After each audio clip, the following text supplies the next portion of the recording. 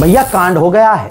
रूस और यूक्रेन की जंग में रूस के द्वारा एक कांड कर दिया गया है। मारी थी मिसाइल उसने अपनी एडवांस यूक्रेन की तरफ, गई वो पोलैंड में।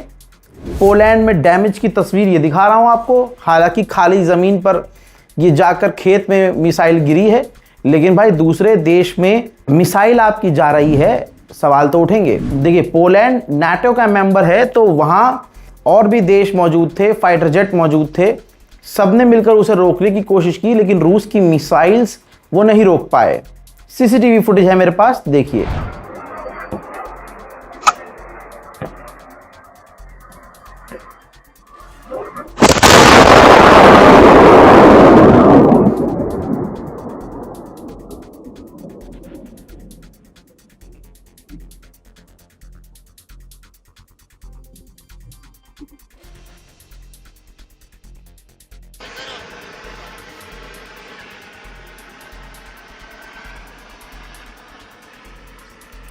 मेरे दोस्तों ये सीधी बात है, पोलैंड के एयर स्पेस का वायलेशन है, इस पर हम रूस के खिलाफ हैं। पोलैंड के प्रधानमंत्री ने खुद साफ तौर से कहा है कि हमारे देश का जो एयर स्पेस है उसका वायलेशन हुआ है और कोई रीजन नहीं है कि रूस हमें निशाना बनाए। Rakiety i generał Nowak także potwierdzali to wszyscy inni wojskowi. Mówił o tym, że oczywiście w każdej chwili do zestrzelenia wojsko było gotowe, natomiast rakieta spadła w cudzysłowie odpowiednio wcześnie tu w tym terenie. Poland के विदेश मंत्री ज्यादा गर्म हो गए हैं। Poland के विदेश मंत्री ने वीडियो जारी किया है, पीछे नाटो का झंडा लगा हुआ है। कहा है कि अगर रूस ने हम पर हमला किया तो हम रूस से लड़ेंगे, चाहे नाटो के साथ चाहे नाटो के बिना। उन्होंने आगे ये भी कहा है कि चाइना के बिना रशिया सरवाइव नहीं कर सकता और रूस की इतनी हिम्मत नहीं है कि वो नाटो के साथी पोलैंड पर हमला करे। इसके अलावा रूस के हमले यूक्रेन पर जारी हैं। यूक्रेन की राजधानी है कीव। कीव पर रूस ने ड्रोन हमला किया। हमला इतना खतरनाक था कि यूक्रेन के राजधानी कीव में अमेरिका का एक ड्रोन फैक्ट्री था, उस पर हमला हुआ और वो ड्रोन फैक्ट्री तबाह हो गई। उधर रशिया ने कीव और लवीव, ये दोनों इलाके यूक्रेन के हैं, रूस ने यहां बड़े हमले किए जिसमें 7 लोगों की मरने की पुष्टि हुई है।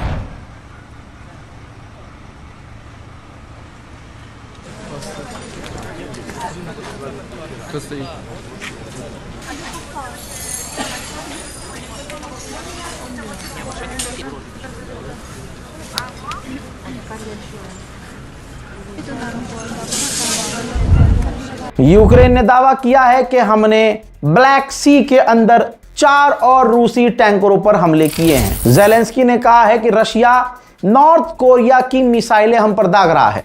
ताज़ा हमलों में हमारे 7 लोग मारे गए हैं। रूस ने नॉर्थ कोरिया की मिसाइल दागी थी। Шановні українці, українки, сьогодні в різних наших містах, регіонах весь день тривали роботи після російського удару.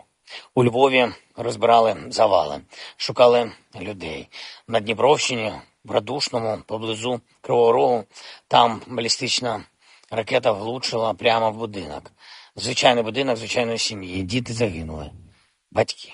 Моє співчуття усім, хто сьогодні втратив рідних та близьких. В Радушному росіяни застосували вперше за довгий час ракету з Північної Кореї. Такі попередні дані, звісно, ще будуть експертизи. अब ये नहीं कह सकते कि भैया रशिया जीत रहा है। जमीनी हकीकत यह है यूक्रेन खतरनाक तरीके से लड़ रहा है क्योंकि उसको यूरोप के देशों का साथ और हथियार भी है। अमेरिका और जो दूसरे देश हैं वो इंटेलिजेंस, जैसे ब्रिटेन और अमेरिका है, वो इंटेलिजेंस दे रहे हैं रूसी फौजियों की।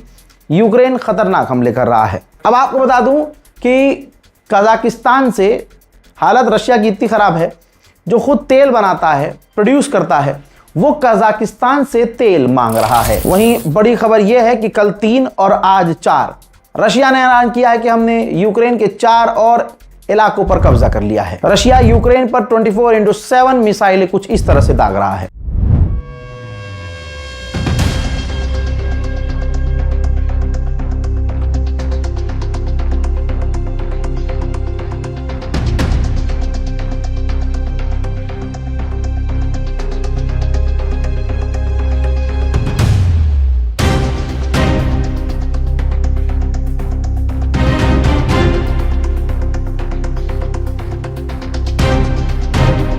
ब्लैक सी में तुर्की के एक टैंकर पर हमला हुआ। यह खुलासा नहीं हो पा रहा है कि हमला यूक्रेन का था या रशिया का था, लेकिन तुर्की के उस जहाज को तगड़ा नुकसान पहुंचा है। यूक्रेन भी पीछे नहीं है। यूक्रेन ने रशिया के उस पोर्ट पर हमला किया जिस पोर्ट से रशिया पूरी दुनिया में अनाज एक्सपोर्ट करता है, पैसा कमाता है, और वो पोर्ट पूरी तरह से डैमेज हो गया है। हजरात, रशिया ने जनवरी 2027 तक अपना gas, diesel, gasoline, oil export बंद कर दिया है।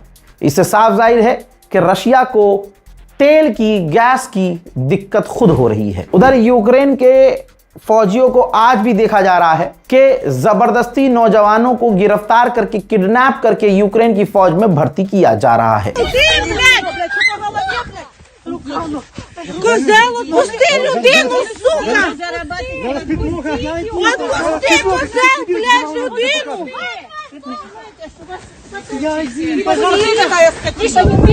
Мразь, диви, яка мразь! Козел, блядь!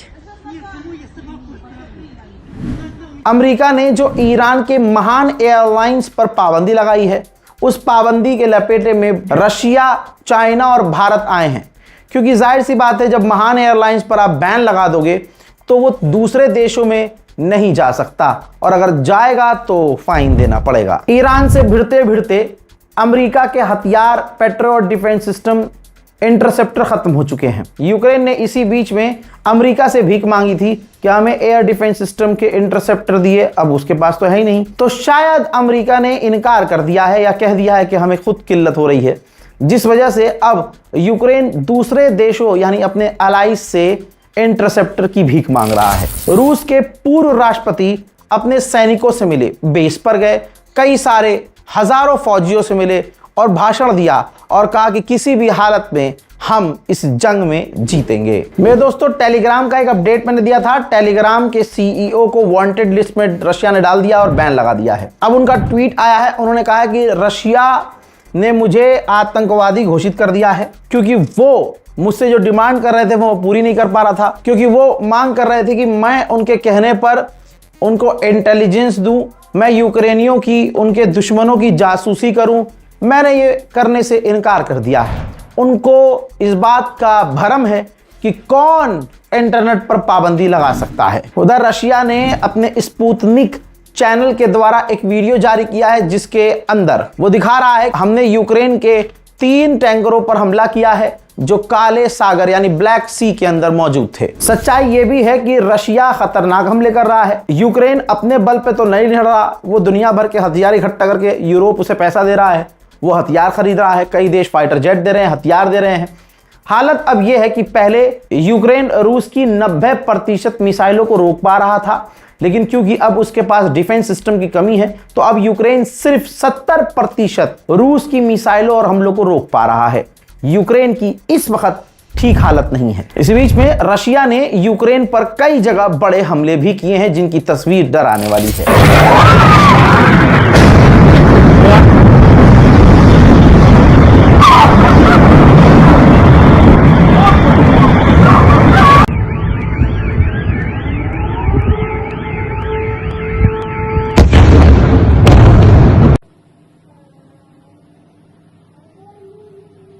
यूक्रेन के कई इलाकों पर इस तरह के हमले के बाद दिन के उजाले में जो तबाही आई है सामने, देखिए।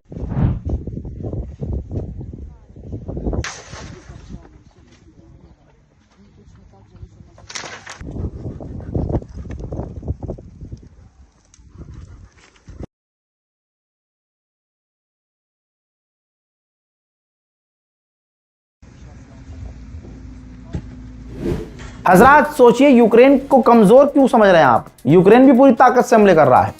यूक्रेन ने रशिया के 26 ऑयल रिफाइनरीज पर हमला किया है, और उन हमलों के बाद उन 26 में से 18 को रूस अभी तक ठीक भी नहीं कर पाया है। ठीक ऐसे ही यूक्रेन ने रशिया के एक वेयर हाउस को उड़ा दिया है। Сейчас еще огонь пыхнет надо. И будет как Там видите, там с одной стороны как-то. и будет как у электросталина. Говорю, как-то вот с одной что ли стороны. Ну вот он с одной начал гореть.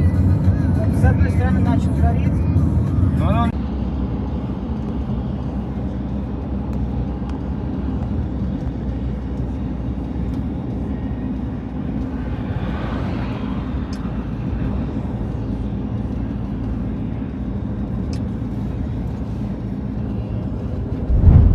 यूक्रेन और रूस की वॉर में फिलहाल के लिए इतना ही अपडेट। इस रिपोर्ट को शेयर कीजिएगा, चैनल को सब्सक्राइब जरूर कीजिएगा। दुआओं में याद रखिए। जय हिंद।